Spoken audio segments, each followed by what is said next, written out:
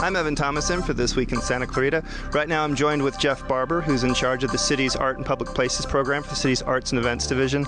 Jeff, we are standing at the Veterans Historical Plaza, which serves as a tribute to the men and women of the armed services, and behind us is another example of art in public places. That's correct. We're here today to talk with the artist, Mark Henn, who created Willie, the drummer boy statue behind us. And again, we're picking up where we left off, looking at the variety of public art projects that are in town and meeting the artists that created the works and getting to know them and how they created their piece. Right now I'm joined with the artist of Willie the drummer boy, Mark Henn. Mark, tell me about the statue.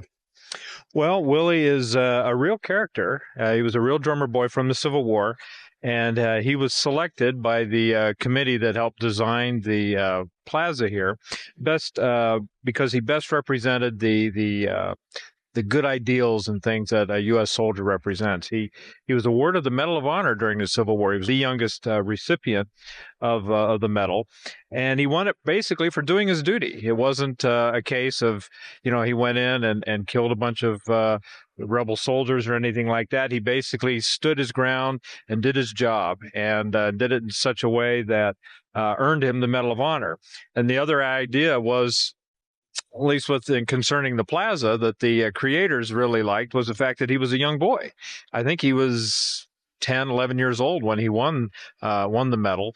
So they thought that he kind of, in those two cases, best represented both inspiration for youngsters and youth, as well as the typical American soldier and all the good things that U.S. soldiers represent. Yeah, and we'll talk about the process and how you came up with this image or this sculpture conceptually. We were briefly talking about what function Drummer Boy played in the Civil War.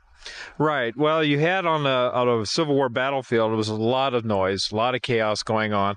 So primarily you had drummers and buglers, and it was a form of communication. So they had different drum rolls and things that represented different tactics, different moves, including, I suppose, even mess call if they were in camp, So the drummer boy was a very important part on the battlefield.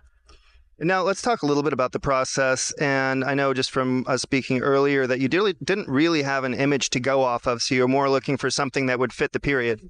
Well, exactly. At the time I created the statue, I didn't have a photograph of Willie. And so I used kind of a composite of a lot of different photographs of other drummer boys, and as well as my own imagination. I created a small, what we call a maquette, which is kind of a small version of the statue that I showed to the committee at the time.